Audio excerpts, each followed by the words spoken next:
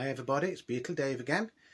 Just a quick video today. I was watching a few videos yesterday because, to be honest, I wasn't very well, so I spent most of the afternoon in bed.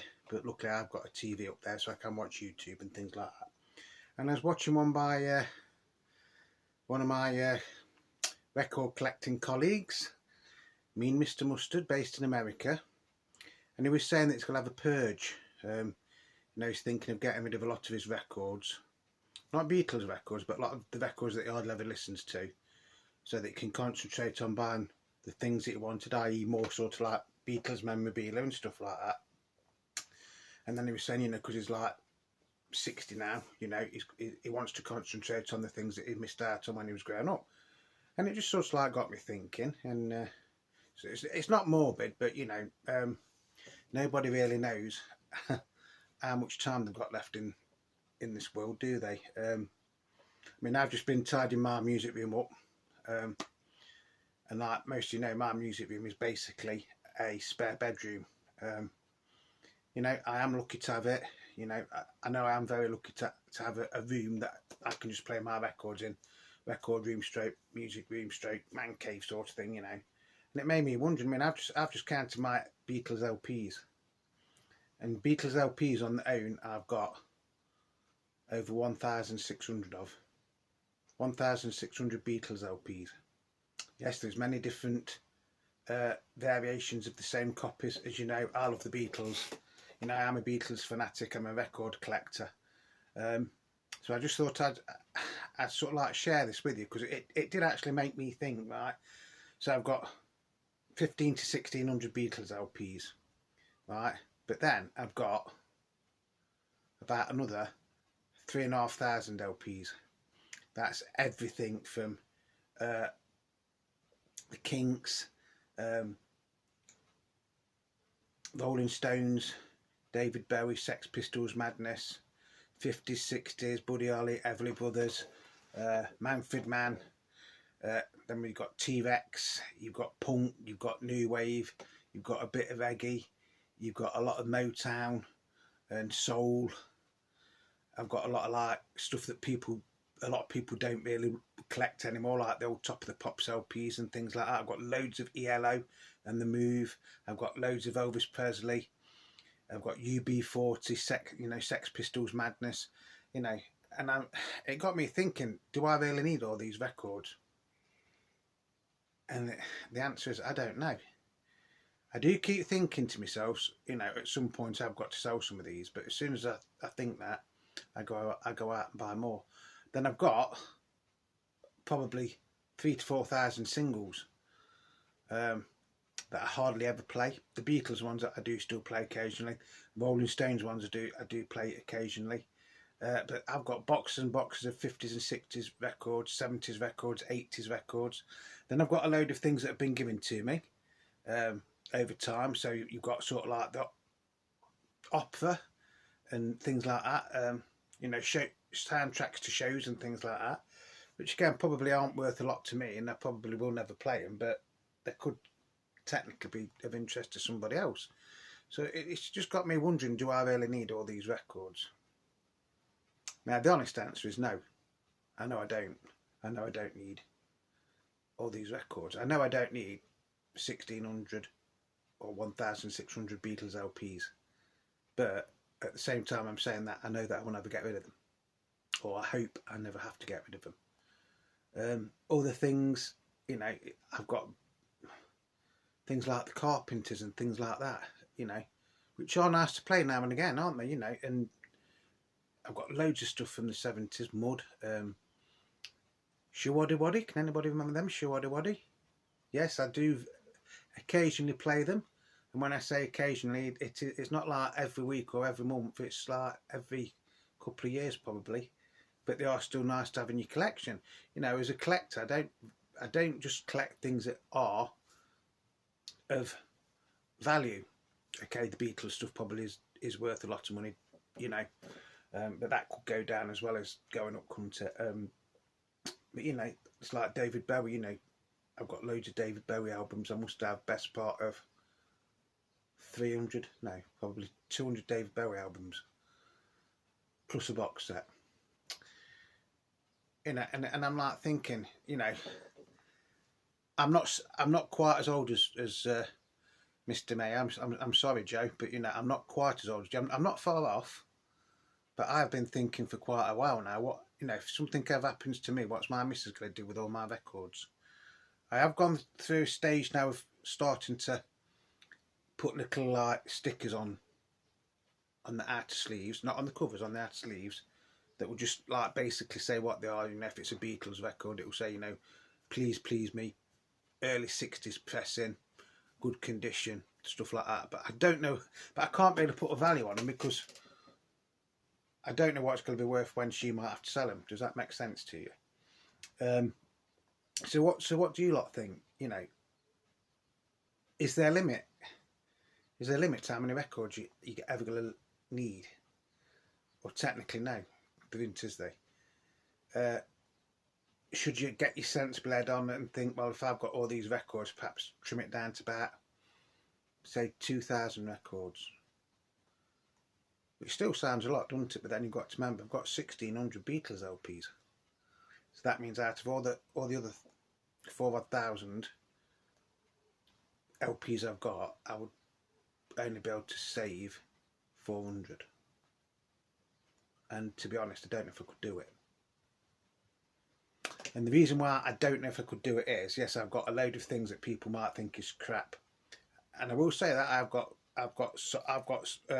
LPs that've got war songs on and things like that. But that's because that reminds me of my granddad and things like that. You know, I've got a couple of Johnny Mathis LPs. You know, my new collect's Johnny Mathis, but my dad was a big Johnny Mathis fan.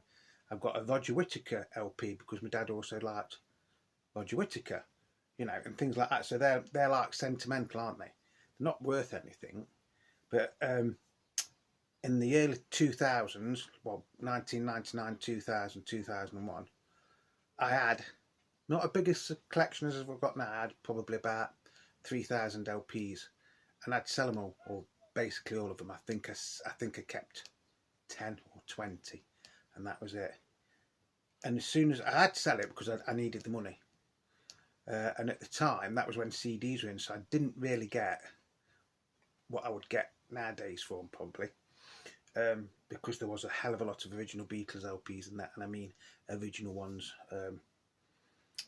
But you know that you can't live in the past, can you? But to me, my record collection is also like a bit of a time machine. You know, I can put certain LPs on. I'm not saying that I play them regular, but there's certain LPs I can put on that will remind me of me dad.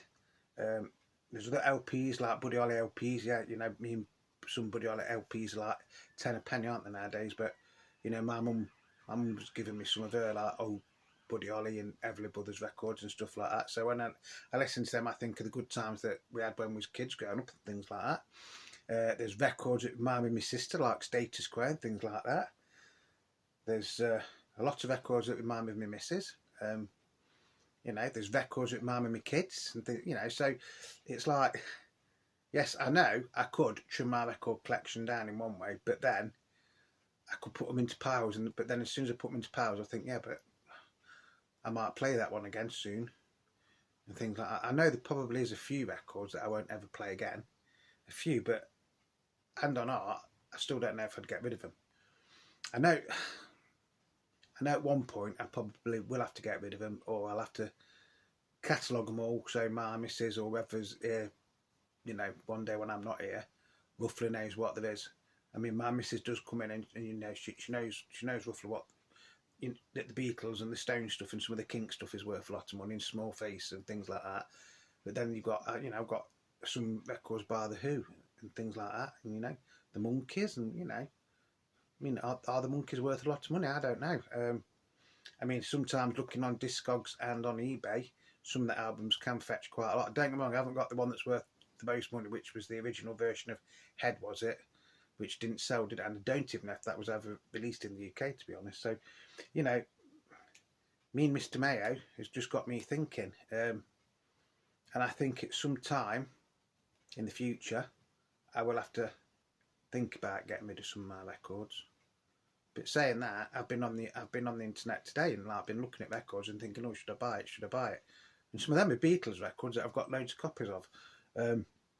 you know, all these records behind me are all Beatles, you know.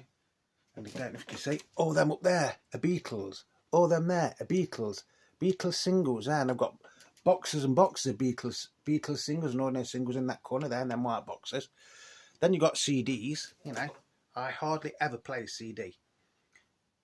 Unless I'm in my car, then I will play a CD. Occasionally, and I do mean occasionally, we will play a CD downstairs. But to be honest, I can't remember last time we played a CD downstairs. I haven't even got a CD player in my music room. It's all just record decks. So, you know, it's just one of them things, you know.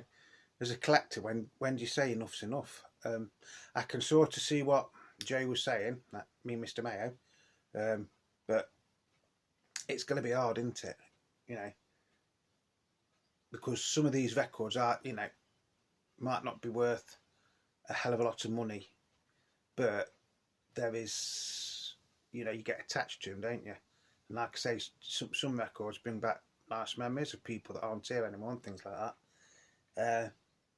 And then I know most people will say, well, just trim your Beatles collection down, which would be the easiest thing to do in a lot of ways, but it would be the hardest thing to do as well. And I don't think I will ever get rid of my Beatles records. I hope not, anyway. I mean, one day I might have to. I'm getting to the stage now where I just think I'll just keep buying them and keep buying them and keep buying records. If I can get them cheap, you know, I've got some decent decks. I've got a decent record cleaning machine, and because I won't get much of a pension when I retire, I'm getting to the stage now where I'm thinking, well, do I just keep collecting then? When I do retire, or when I want to retire, is that the time that I look at getting rid of some of my records just to get a little bit of income or a bit of extra money, which is probably the most sensible thing. But me and sensible don't really go. So, you know, if you're sort of like my age, like, you know, late 40s, late 50s, I am in my mid 50s, by the way. So I've got, well, the way things are going in the UK, I could be working till I'm 70. At the minute, I think I can retire at it's either 66 or 67. But you know, it's like I'm only going to get basically a state pension, and I've got a little pension at work, but it's not going to help me live, put like that. So I think I will carry on collecting records till I'm ready to retire, or you know, a couple of years before I'm going to retire, and then I might have to have a nice big purge like Mr. Mayo. Me and Mr. Mayo's doing, Joe. I mean, I've got box sets down there. I've got ELO box set. I've got an Elvis Presley box set. I've got the complete Buddy Holly box set story. I've got a Cliff Richard one down there. You know, I know a lot of people don't like Cliff Richard, and if you're in America, you probably never really heard of Cliff Richard, but he was one of the really big pop stars in the UK in the early 50s and 60s. And his backing band was the Shadows. I'm sure you've heard of them because they're very much like the Ventures in America. I think some of the songs they did were exactly the same. So you know, it's just one of the things. It's just got me thinking. Not morbid, you know. I'm not ill or anything like that. But you know, it's like sometimes I think, God, how much have I spent in records over the years? More than I care to think, to be honest. I haven't always had the money to buy them, which is one of the reasons why now if I see Beatles albums and they're cheap, I just buy them. Not just Beatles albums, Kinks albums, David Bowie albums, Who albums, Rolling Stones albums, 60s albums, 70s albums. I don't, you know, quite like a little bit of soul. I mean, I've even got classical albums, you know, and things like that, which if I try to sell them, I'm going to get out for them. And the other thing is, if I do decide to sell them, right, say if I wanted to sell all my collection, right, and I sold it to a record dealer, I'm hardly going to get anything for it, or am I? You know, if I say roughly every one of my LPs is worth £10, which to be fair, into bad estimate, because I know I've got Beatles albums that are worth 100, 200, 300 pounds. Some are even worth a little bit more than that. But then I know I've got some LPs that are only going to be worth £1 or 50p. So I'd say the majority of them are worth £10 each. So what's a record dealer going to give me? If he buys the whole lot, which he probably won't, he'll just want to cherry pick, won't he? What am I going to get for him? The other thing is put them into a proper like auction, one of these specialist auctions, which again is okay. I probably would get a little bit more, but then if you don't sell, have you still got to pay fees and stuff like that? eBay's another thing, but at the minute eBay's not that good, is it? And if you wanted to get, say if you wanted to buy a new car, right, or not a new car, but a decent second-hand car, how long would it take to sell records on eBay to get it? And eBay's being a bit funny at the minute, to be honest. They're like even charging you for a percentage of your post and packaging. Friends and family, yeah, possibly. But there again, if your mates are only going to want the best stuff, aren't they? So I think if I did ever sell my collection, if I ever sold it, I would want to sell the whole lot all at once. But like I say, that is going to be many, many years from now, hopefully. Touch wood. Or I could just trim it down. See, I don't know, because you never know what's around the corner, do you? Sort of thing. So at the minute, I think I will just carry on buying records when I can afford to buy them. I suppose I could make job lots up and put them on eBay, but then to make a job lot up, you've got to put a lot of the stuff in that people don't want, really, aren't you? Otherwise, you're going to be left with the stuff that nobody wants. I did a few years. When I sold my records in the 20 odd years ago, I did have a few people come round, and most of them just wanted to cherry pick, which means basically they just wanted the best stuff. Wanted the really, really expensive Beatles records, but they didn't want to pay anything for them. So it's nice. So if you want to pay that, you pay for that. If you want that record for £10 or whatever at the time, and it might have been worth £100, I said, I'm not prepared to do it. Oh yeah, but I said no, you're not cherry picking. If you want them, you want the whole lot, or you get a decent amount. But if you want a decent amount, you're not going to get them for knockdown price. If you buy the whole lot, then obviously you're open to negotiations, aren't you? In the end, I think I sold it to a bloke who had just moved house. I think he'd split up with his missus.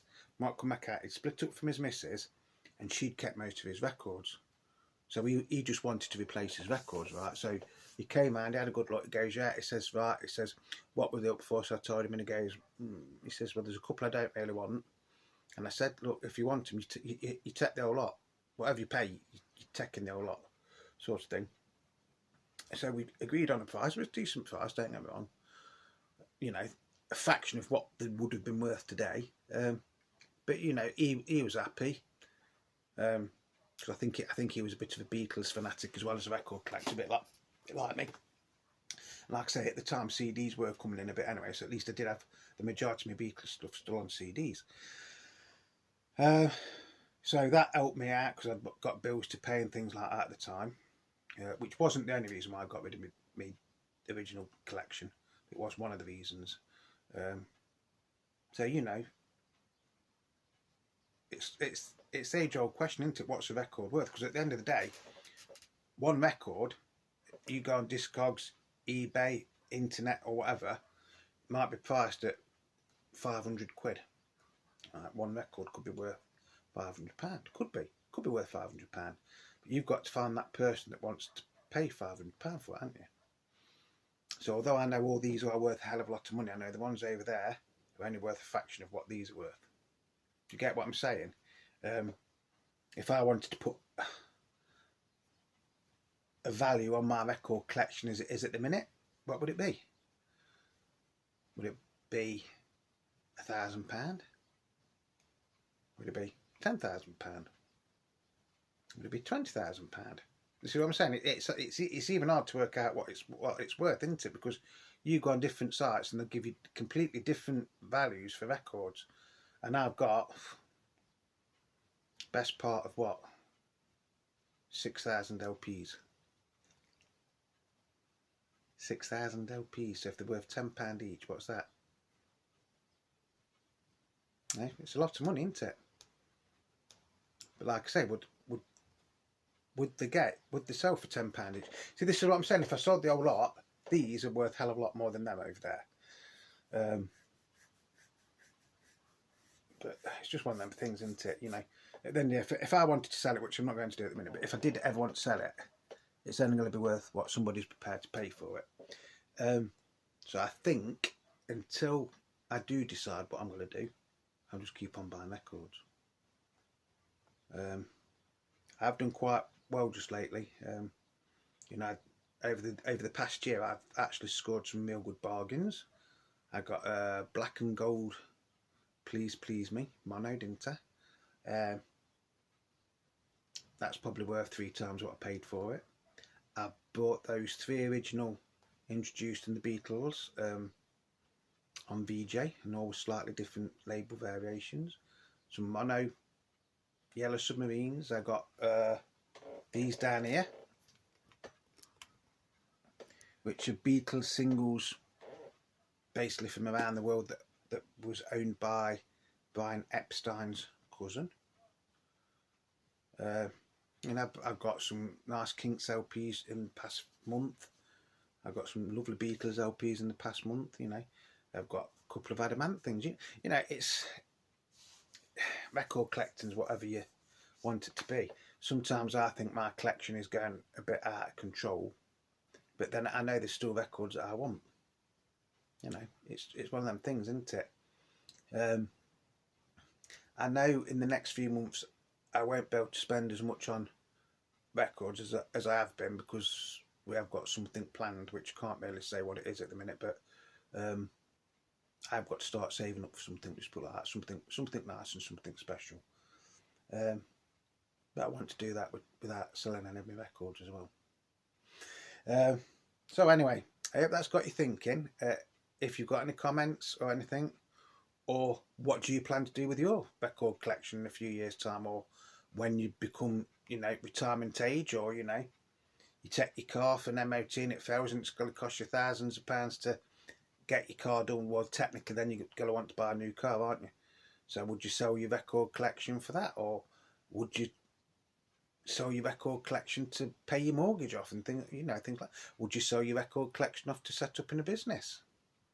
You know, there's a lot of things, isn't there? But, you know, at the end of the day, I know roughly what I think my record collection's worth, but then you guys might have a completely different valuation to me. A record dealer's going to want it knock down money.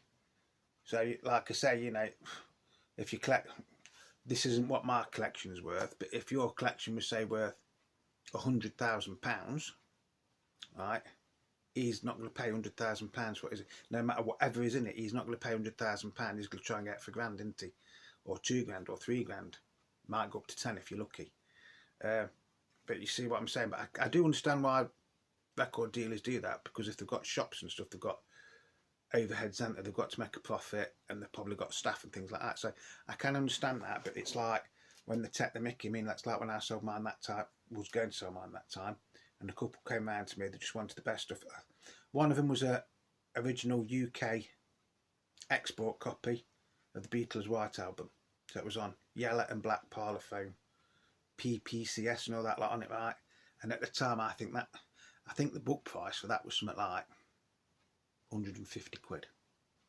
I had a record dealer come in, he went straight to that and was looking at it and goes, like that. I did get a couple of other records out, but it kept going up to this Beatles UK export White Album. Oh, well, if I take them, how much do you want for this? Or he says, oh, I'll give you £1 each for these records, and then how much for this White Album? And I says, you do know it's export, don't you? He goes, oh, well, it might not be an export. I says, look, I've been collecting records for long enough. I know that is an export copy. I says, I've even took it to dealers in the past just to have it confirmed it's an export copy. Yeah, well, it's not in mint condition, is it? Well, it's bound not to be in mint condition, is it? It was like 20 odd years old then. I think he offered me £25 for it, and I actually told him to fuck off. So no, fuck off. I might go up to 30. No. So you see what I'm saying? Something is ever only going to be worth what somebody's willing to pay for it. So it's just got you thinking. As always, thank you to everybody that is watching my channel. I hope this hasn't been too boring for you, by the way. Like I say, I watched that one by me and Mr. Mayo, and it's just got me thinking, in the future, what am I going to do with my records or my collection? I mean, I've got box and box of CDs as well, DVDs and things like that that I'd never play. It's just mainly records now that I play, and the majority of the records I play are LPs. So if you've got any ideas what you're going to do with yours in the future, you know, just leave me a comment. As always, thank you to everybody that is subscribing and liking my videos and leaving comments. I hope this is going to make you think a little bit. So until the next time, Beatle Dave, sitting in his music room with all of his thousands of LPs that one day I know I probably will have to get rid of. But until that time, I'm going to enjoy them. And I'm going to start to appreciate some of the ones that I don't play very often a little bit more, I think. Yes, that's what I'm going to do. And I'm going to carry on collecting records till I decide what I really want to do with them. Because at the end of the day, I'm a collector, so no matter what I do, I'm still, even if I sell them all, even if I sold the majority of my records, I know I still collect records, which defeats the object in one way, doesn't it? But then I'm going to be paying a hell of a lot more for these Beatles stuff that's, you know, took years and years and years to get back. You know, so I hope that's made you think a little bit. You know, so it's Beatle Dave from Derbyshire, wishing you all peace, love and happiness. Thank you to everybody that is supporting me in my channel. And you know, like I say, if you've got any comments or what you would do with yours, not necessarily telling me what to do with my records, but what you think you're going to do with all your record collections in years to come and things like that. You know, you might have already decided, oh well, when you die, you know, your kids are going to get so much, your missus will get so much, you're going to sell so much, or whatever. You know, but it's a bit of a daunting thing to think about, because I wanted to catalogue everything that's in my collection. That's all the LPs, all the singles, all the EPs, then all the CDs. It would take me years and years and years. It really would take me years and years and years. But on a brighter note, Beatle Dave loves you all. So just remember, love, peace and happiness. And I will see you all very, very soon. Until then, take care of one another, love one another. And like I say, if you want to leave any comments on this video, please do. I would be interested to hear some people's, like Beatley Tone, because I know he's got hundreds and thousands of records, and PC31, the Vinyl Policeman, Beatleman 69. You know, there's a lot of, even Mr. Mayo. You know, me and Mr. Mayo.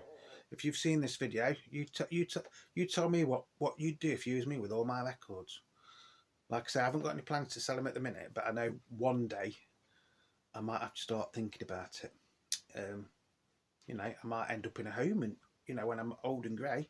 Yes, I know I'm already old, and I know I'm already going grey. But you know, if I end up in like an old people's home, what am I going to do with all my records? Or would I have to sell my records to get the old people's home? See what I mean? This is, it just makes you start to think, doesn't it? Anyway, thank you very much. As always, thank you to everybody that is subscribing and liking my videos and supporting me and leaving comments. So until the next time, it's Beatle Dave wishing you all peace, love and happiness. So until the next time, it's ta-ra for now, my ducks.